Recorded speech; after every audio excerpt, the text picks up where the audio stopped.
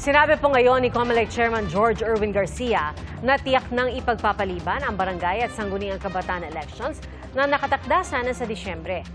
Base po yan sa ipinadala sa kanilang komunikasyon mula sa Office of the Executive Secretary.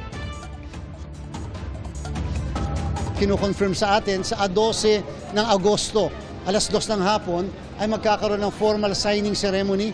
Papipirmahan ng ating Pangulo ang batas na mag-re-reset, postpone ng barangay at SK elections at mag-fix ng termino ng barangay at SK na mula 3 taon papunta sa 4 na taon.